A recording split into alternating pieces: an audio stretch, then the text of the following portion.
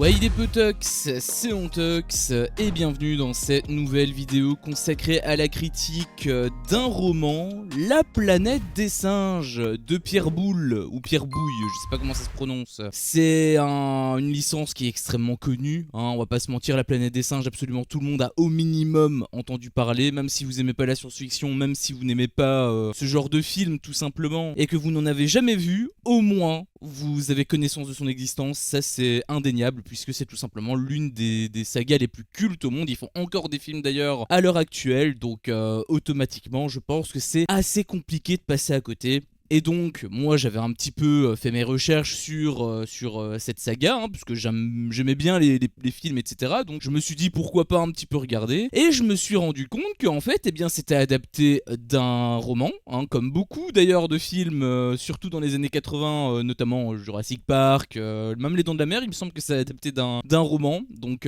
forcément, moi j'ai vu ça, je me suis dit, je vais le lire.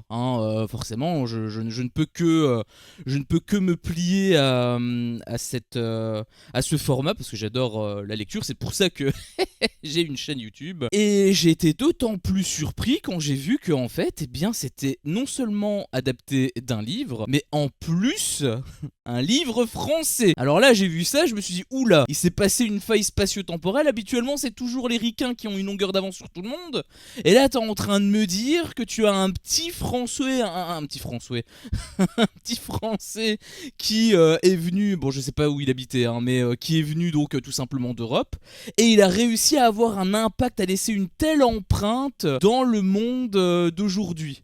Là franchement je me suis dit waouh, c'est quand même un sacré exploit, donc eh bien on va découvrir tout ça. Et c'est pour ça justement que j'en fais une vidéo. Alors comme d'habitude, on va parler d'abord sans spoil et ensuite je vais parler avec spoil. Donc voilà, ça va être scindé en deux parties, même si j'ai pas grand chose à dire honnêtement sur la partie spoil. Mais bon, je préfère quand même prévenir. Vaut mieux avertir que d'en subir les conséquences, n'est-ce pas? Donc pour le coup, voilà, La planète des singes, qui est un roman que j'avais plutôt apprécié. Honnêtement, même si la façon d'écrire m'a un petit peu, je vais pas dire dérangé non plus, mais ça a été, on va dire que c'était une autre façon d'écrire. Là on est vraiment plus, à l'heure actuelle je veux dire, on est vraiment plus dans le direct, le concret, et on perd pas trop de temps. Là Pierre, on va l'appeler Pierre par facilité. Pierre lui, il aimait bien expliquer de longs trucs pour en fait dire un élément extrêmement simple. J'ai pas vraiment d'exemple là parce que ça fait un petit moment que je l'ai lu, mais globalement voilà, il aurait pu résumer en quelques lignes. En plus il fait des gros paragraphes. Alors pour le coup, les chapitres, les tailles des chapitres sont quand même extrêmement courts. D'ailleurs, le livre est assez court en fait. Mais même il y a beaucoup de chapitres en fait. Sur ce petit machin là, il y a 30 chapitres. Donc forcément, toutes les 3-4 pages à peu près, tu as. Le chapitre se termine, donc il est quand même assez facile à lire. Mais dans le contenu direct, bon voilà, parfois il fait des petits paragraphes, il fait des petits pavés pour finalement pas forcément grand chose. Je dis ça mais c'est de manière assez rare, c'est disséminé quand même, c'est pas le gros le gros du roman, mais voilà, je préfère quand même vous prévenir au cas où vous avez envie de vous lancer dans cette aventure, au moins vous êtes prévenus. Par contre c'est quand même facile à lire par rapport au nombre de chapitres, par rapport à la taille des chapitres. C'est pas comme l'Exorciste par exemple où il y a 80 pages pour un seul chapitre. Là au moins voilà, c'est beaucoup plus aéré, c'est beaucoup plus agréable en tout cas à la lecture. Donc je vous le conseille quand même, même si vous n'êtes pas friand de SF forcément, peut-être partir sur autre chose, mais si vous aimez la SF dans tous les cas je pense que ça pourrait vous plaire.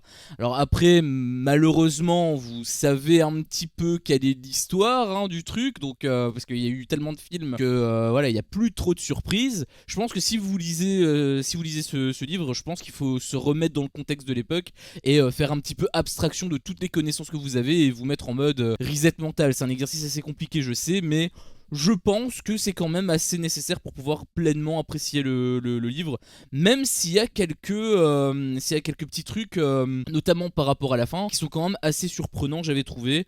Il y a d'autres trucs qui, voilà, j'avais trouvé que c'était surprenant, mais pas dans le bon sens du terme, parce que forcément, moi, avec les films, etc., je m'attendais à certaines choses qui ne sont jamais arrivées. Donc j'étais quand même assez... Enfin j'étais surpris, mais dans le sens où je m'attendais à un truc qui n'est jamais venu, tu vois. Donc quelque part j'étais un petit peu déçu. Alors je te dis que j'étais un petit peu déçu, en réalité c'est parce que ça pouvait pas matcher ensemble. Et en réalité c'était quand même pour le mieux. Donc voilà, j'ai quand même été plus positif que négatif. Mais je trouvais qu'il y avait quelques petites idées qui étaient dans les films qui n'étaient pas repris ici. Donc voilà, j'avais trouvé que c'était un petit peu dommage.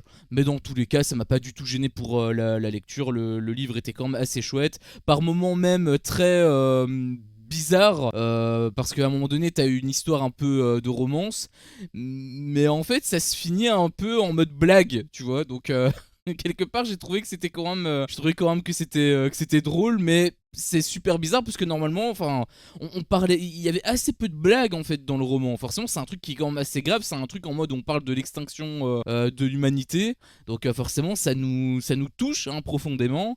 Et là, il sort des blagues comme ça à gauche à droite, ça rend le ton un peu plus léger. Mais le truc, c'est que ça arrive à la fin, tu vois. Donc forcément, tu te dis waouh, je m'attendais pas à un retournement comme ça, tu vois. Voilà, je pense que vous allez quand même apprécier le roman. En tout cas, pour ceux qui ne lisent pas beaucoup, c'est une bonne porte d'entrée hein, comme le roman est vraiment très fin, il fait genre même pas, il fait à peine 200 pages hein, le truc, et en plus comme j'ai dit des chapitres extrêmement courts, donc si vous lisez un chapitre par jour, ce qui représente que dalle en réalité parce que ça fait genre 5 pages à tout casser, eh bien en un mois maximum vous avez terminé, enfin en un peu plus d'un mois, peut-être en un mois et demi, vous avez fini le roman hein. Et si vous en lisez deux, bah forcément c'est encore plus rapide. Enfin bref, si vous lisez pas beaucoup, je pense que ça peut être une bonne porte d'entrée. Après, par rapport à la façon d'écrire, voilà, c'est un petit peu, c'est peut-être un petit peu lourd par moment, mais ça reste assez léger. Et sinon, concernant l'histoire, bah forcément, moi, j'ai quand même bien aimé. Donc, il y a plus trop de surprises, mais comme je l'ai dit, un livre aussi culte, forcément, eh bien, il faut un petit peu se mettre dans le contexte de l'époque. Je voudrais juste faire un petit aparté avant de passer sur la partie spoil,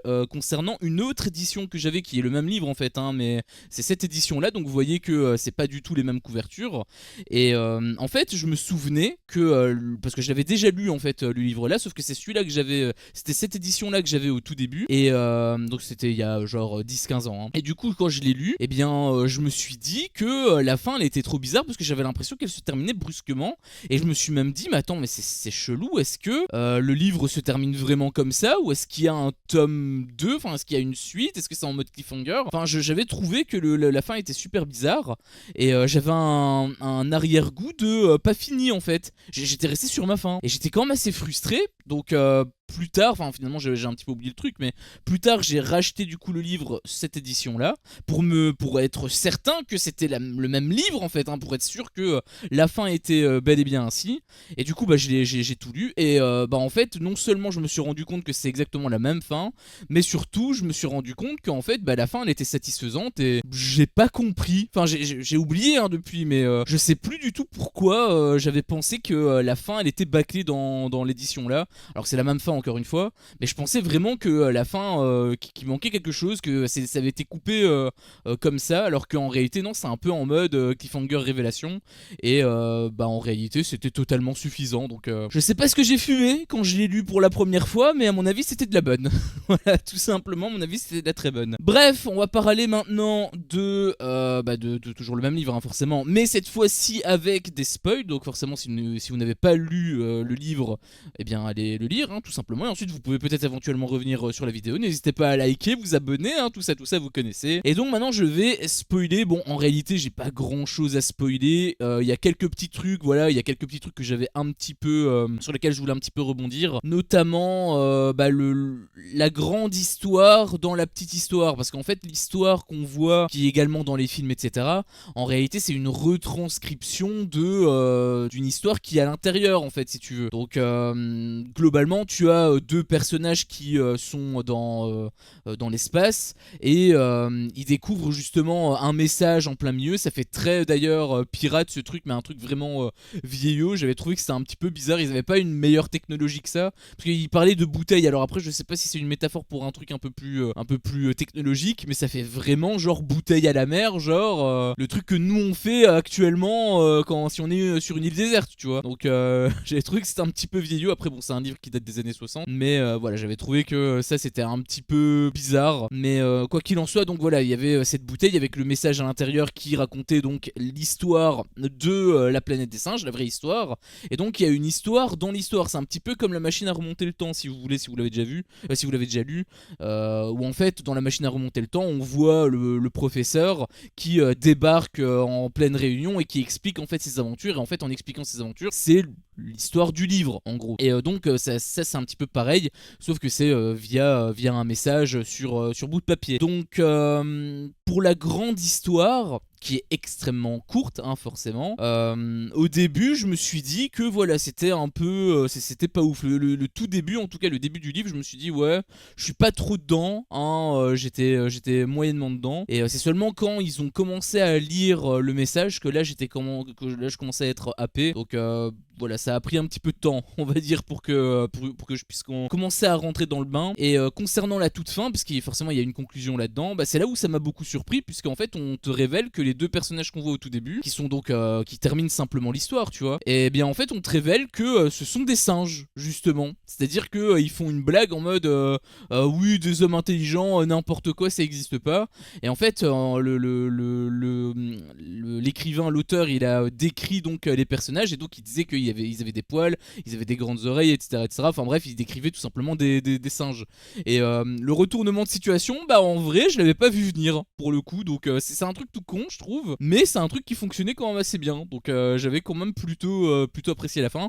C'est pour ça que je suis d'autant plus surpris d'avoir eu ce goût inachevé dans cette édition là, tu vois. Alors qu'encore une fois, c'est exactement le même livre, hein. Il y a pas c'est exactement la même ligne, la même phrase, tout concorde, tu vois. Donc je sais pas pourquoi j'ai eu ce ressenti là avec la première édition, mais bref, tant pis, hein, j'ai 2 fois le même livre du coup, mais au moins je suis sûr à 100% de ce que j'ai lu, et bah, dans tous les cas j'en suis quand même plutôt satisfait par rapport à ça. Donc déjà, point positif dans un premier temps. Dans un second temps, et ça c'est un point négatif pour cette édition là, puisqu'en fait la couverture elle est totalement fausse. En gros, ça c'est la révélation du film en fait, où dans le premier film des années 60, bon attention, ça va spoiler le film, hein, donc voilà, si vous avez pas, mais bon, maintenant que je vous ai dit tout ça, je pense que maintenant vous avez capté un petit peu c'était quoi, vous avez pu le déduire. Mais bref, attention, c'est un film qui est sorti il y a 60 ans. On te révèle qu'en soi la planète sur laquelle ils sont, ce n'est pas la planète qui est à des millions d'années-lumière. En fait, c'est la Terre. Et comment est-ce que tu le sais? Eh bien, tu le sais parce qu'ils ont découvert un monument qui est justement la Tour Eiffel.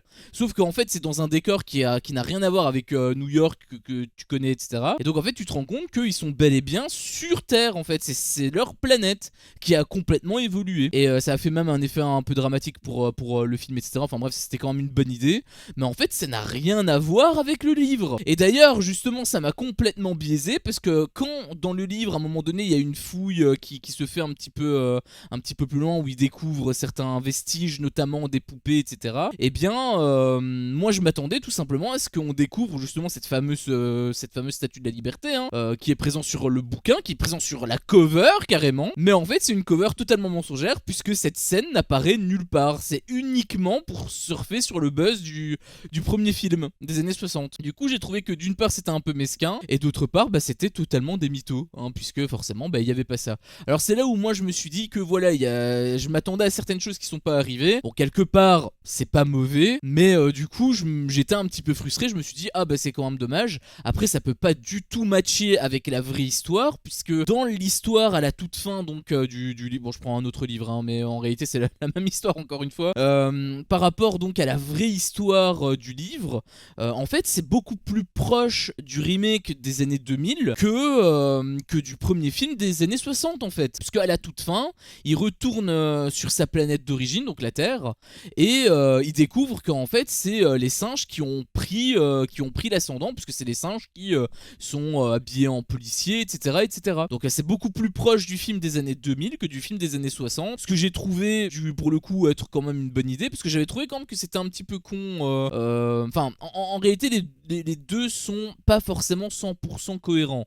Parce que par rapport à celui-là, j'ai trouvé que c'était quand même un petit peu... Enfin, par rapport à celui-là, par rapport au film en fait, des années 60, avec ce scénario-là, j'ai trouvé que c'était un petit peu con que le mec il parte à des millions d'années-lumière de sa planète pour en fait revenir au même endroit, tu vois, et qu'il s'en rende même pas compte. J'avais trouvé quand même que c'était sacrément débile. Alors, dans le film, ça fonctionne quand même, l'effet tout ça, mais quand tu réfléchis un peu, tu te dis, mais attends, mais c'est pas logique, tu vois. Donc c'est quand même plus logique un truc comme ça, j'avais trouvé. Donc j'étais quand même un petit peu plus content par rapport à ça. Par contre, le truc que j'ai trouvé vraiment ultra hasardeux, c'est qu'en fait, sur deux planètes qui sont séparées, mais encore une fois, de millions d'années-lumière, le truc, c'est que tu as les mêmes espèces, en tout cas, tu as les singes et les hommes, et tu as exactement la même évolution. Et c'est là où j'avais été quand même assez surpris, parce que je me dis, ah oui, putain, quand même, le monde il est petit, enfin l'univers carrément là, il est petit, on a les mêmes espèces, hein, qui ont le même rapport de pouvoir et qui ont la même histoire. Parce que eux aussi, en fait, ils ont l'histoire de enfin les humains étaient civilisés, et ensuite les singes ont pris le pouvoir, et les hommes sont retournés à l'état sauvage. Et apparemment, c'est revenu, c'est répété sur leur planète d'origine, avec la Terre. Quand j'ai vu ça, je me suis dit, ah ouais, enfin, quelque part, la boucle est bouclée, donc c'est pas forcément plus mal, hein. Mais d'un point de vue cohérence, tu te dis, ah ouais, c'est quand même gros, je suis pas certain que... Enfin, la probabilité que ça arrive, littéralement, t'as 1000 fois, t'as 1 milliard de fois plus de chances de gagner à l'euro milliard, hein, pour le coup. Donc j'avais quand même été un petit peu dubitatif par rapport à ça. Bon, dans tous les cas, l'effet fonctionnait quand même, hein, je le précise, l'effet fonctionnait quand même. Mais c'est vrai que la probabilité que ça arrive, déjà la probabilité que la vie apparaisse sur une planète, c'est infime. Alors... Que ça ait exactement la même évolution, qu'il y ait les mêmes espèces et que ça ait exactement la même histoire, franchement, c'est très hasardeux. Voilà, c'est extrêmement hasardeux. Après, par rapport à ça, comme je l'ai dit, j'avais quand même apprécié l'intégralité du roman. Il y avait justement, comme j'avais dit, la petite blague là, en fait, c'était par rapport à l'histoire d'amour avec le singe. Parce qu'il y avait un petit peu ce délire là où le personnage principal était proche, on va dire, d'une humaine, sauf que c'est une humaine qui est très sauvage, c'est une humaine qui est pas humaine en fait. C'est pas un humain comme on connaît, comme vous et moi, tu vois. C'est un humain en mode plus proche limite du singe que de l'humain, tu vois. Donc parce que c'est l'évolution qui a fait tout ça. Et en fait c'est là où tu vois un petit peu le dilemme d'ailleurs que Pierre a voulu un petit peu instaurer, puisque t'as un deuxième personnage qui fait un peu triangle amoureux, où là en fait c'est vraiment un singe, sauf qu'en fait ce singe est vraiment intelligent, donc par rapport à nous elle est plus proche de nous littéralement que de l'humaine en elle-même. Et donc il y a une petite romance, alors que pourtant la meuf elle est mariée quand même, hein. Mais bref, il y a une mini romance qui s'installe entre eux deux, parce que voilà, ils sont un petit peu passionnés, tout ça. Et en fait ça se termine mal, mais en même temps de façon comique, puisque la singe dit ah non mais je peux pas, vous êtes trollé, etc., tu vois, alors qu'en réalité c'est exactement ce que lui pensait aussi, tu vois. Forcément ils sont pas de la même espèce, donc j'avais trouvé quand même que c'était inattendu, mais que c'était quand même drôle, même si au début en vrai ça me faisait de la peine de ouf, parce que je me suis dit oh putain, ça pouvait être histoire d'amour en mode Roméo et Juliette, tu vois, genre amour impossible et tout. Finalement il est pas parti là-dessus, c'est pas plus mal, encore une fois c'est beaucoup plus comique, mais du coup c'est beaucoup plus léger et c'est moins intense, donc j'étais un peu frustré, mais en même temps ce qu'il a proposé, bon voilà, ça m'a pas forcément déplu, donc je me suis dit voilà, pourquoi pas, ça passe vraiment crème. Et donc c'est là où le message était quand même assez intéressant, puisque le message, bon il y a pas mal de messages, hein, notamment par rapport au truc de l'évolution, notamment également par rapport au traitement des animaux dans les zoos, donc même par rapport au racisme en fait, hein. Il y a énormément de messages dans le livre, donc j'ai trouvé que c'était quand même plutôt intéressant. Et l'un des messages justement qui était quand même assez chouette à suivre, c'était justement le dilemme entre une créature qui est absolument magnifique, donc une meuf qui est super sexy mais qui est conne comme un balai, ou alors au contraire une femme qui est moche comme un pou mais qui est justement intelligente, et que justement t'arrives à avoir une connexion spirituelle avec elle. En d'autres termes, est-ce que l'amour ne se limite qu'à un physique, ou est-ce que justement il y a quand même une barrière qui peut être franchie? Bon là pour le coup on voit bien que non, hein, puisque ça s'est fini en autre boudin, même si bon là voilà ils sont un petit peu c'est un petit peu logique, hein, parce que voilà c'est pas les mêmes espèces et tout, mais il faut pas prendre ça au premier degré, hein, il faut pas prendre ça au premier degré, mais j'avais quand même trouvé que le message renvoyé était quand même même plutôt intéressant. Donc c'est pas juste un roman de SF lambda, il y a quand même des messages qui sont promulgués. C'était quand même assez intéressant de suivre tout ça. Sinon, par rapport au roman, donc par rapport à l'histoire en elle-même, je pense que j'ai plus grand chose à dire. En tout cas, il n'y a plus trop de trucs qui m'ont marqué. Alors je pourrais parler de plein d'éléments, notamment de la tragédie, etc., avec les compagnons qui sont morts, également par rapport au troisième compagnon qui n'est pas mort mais qui est devenu complètement con. Ça, c'était un truc qui m'a un petit peu surpris, parce que je me suis dit, mais attends, mais comment ça fait qu'il ait perdu son intelligence? C'est quand même bizarre ça, parce que là t'as vraiment l'impression que c'est arrivé en l'espace de une semaine ou deux, genre il est devenu de 150 de QI à 50, tu vois. Donc j'ai trouvé quand même que c'était un petit peu rapide peut-être, et j'avais trouvé que c'est d'autant plus dommage parce qu'il y a un autre élément où c'était en fait le laboratoire où ils faisaient des expériences et tout, et en fait je pensais que l'auteur allait te révéler que s'il est devenu con, c'est parce qu'il s'est fait littéralement lobotomiser dans ce laboratoire par rapport aux expériences dégueulasses qu'il faisait. Et finalement, peut-être que c'est le cas et que j'ai mal compris, mais ça a jamais été clairement dit. Donc à partir du moment où c'est pas clairement dit, moi je peux pas le prendre en considération. Et j'ai trouvé que du coup c'était un petit peu dommage. Voilà, j'ai trouvé que c'était un petit peu dommage parce qu'il y avait un petit truc quand même à dévoiler là-dedans. D'autant plus qu'il y a des trucs qui sont également très bizarres, puisque dans ce laboratoire, à un moment donné, il y a une expérience où l'un des personnages qui est un rat de laboratoire, hein, littéralement, et bien en fait il te raconte tout ce qui s'était passé sur cette planète. Donc comment ça se fait que voilà, il y a eu l'ascendance du pouvoir par rapport aux singes, etc., et le renversement du pouvoir, sauf qu'en fait c'est par l'intermédiaire d'un être vivant. Il me semble que dans les films c'était par rapport à des radios, etc., ce qui est beaucoup plus logique, hein, pour le coup, et je comprends pas d'ailleurs pourquoi il est pas parti là-dessus, parce que là bon, ok, d'accord, ça fait un petit peu plus technologique, mais en même temps quand tu me dis que les mecs au tout début, enfin les singes au tout début là, ils ont trouvé le message dans une bouteille jetée dans l'univers, ça fait très très rétro ce truc, et là il te balance un délire mais limite sorti du fond de son cul, où la descendance arrive à parler à travers le cerveau de quelqu'un. Je sais que c'est technologique, mais là c'est un petit peu limite mystique, hein, donc j'avais trouvé que c'était pas forcément ultra cohérent en fait ce truc. Il y a plein de petits éléments qui voilà sonnent science-fiction, mais en même temps ça sonne limite trop fantastique, je trouve. Et c'est un petit peu dommage, surtout quand tu vois qu'en fait il passe à côté de certaines choses, notamment par rapport à la technologie au tout début avec le message. Je trouve que c'est dommage de juste le mettre dans une bouteille, et même par rapport, comme j'avais dit, avec le laboratoire et la lobotomisation du grand professeur, tout ça. Bon, il l'a pas exploité, et j'ai trouvé justement que c'était un petit peu dommage, parce que ça aurait rendu la chose un petit peu plus réaliste. Bon, après, est-ce que son objectif était réellement d'être réaliste? Je sais pas. Dans tous les cas, je rappelle que c'est un livre qui est sorti dans les années 60, il me semble en 62, donc c'était il y a 60 ans, hein, le bordel. Donc forcément, peut-être qu'à l'époque ils étaient pas aussi regardants sur les détails que on l'est à l'heure actuelle. Mais peut-être que vous n'êtes pas non plus tant que ça. Peut-être que c'est moi qui suis extrêmement strict. C'est vrai que moi je suis quand même assez soucieux du détail. Donc quand il y a la moindre incohérence, ça me fait un petit peu tiquer. Bon, après ça dépend si ça a une importance ou pas, mais quand c'est un petit peu redondant, quand il y a beaucoup d'incohérences, bon voilà, par moment ça me fait un petit peu chier. Justement, je suis en train de lire, bon vous le voyez pas forcément, mais je suis en train de lire Le Monde de Narnia, donc il y a un livre c'est une saga en fait, hein, qui est sortie dans les années 50, et l'écriture forcément est adaptée à l'époque, et il y a pas mal de problèmes que j'ai avec la plume de l'auteur. Je développerai dans la vidéo associée, donc n'hésitez pas à la regarder si jamais ça vous intéresse. Elle est pas encore sortie, mais ça va pas tarder, il faut que je termine le livre avant. Mais voilà, c'était une autre époque, donc peut-être que voilà, les exigences n'étaient pas pareilles, mais quand tu le lis à l'heure actuelle, personnellement, bon, je trouve que ça a quand même relativement bien vieilli, comparé à Narnia. Clairement, Pierre, il se débrouille très bien. Mais du coup, voilà, c'est un petit peu dommage sur certains points, surtout que c'est des points qui auraient pu être très facilement, être très facilement réglés. Et sinon, je voulais aussi caser un petit peu ça, le fait que c'est un Français, hein, forcément, qui a écrit ça. Et quand il tombe, justement, quand il retourne sur Terre, dans le film, en fait, ça se fait à Washington, de mémoire, hein, je sais plus exactement, il me semble que c'est Washington, il me semble que c'est juste en face de la Maison Blanche. blanche. Et bien en fait ils se sont juste complètement américanisés, ils ont juste complètement américanisé le truc, ils se sont un petit peu réappropriés finalement l'œuvre de Pierre, puisque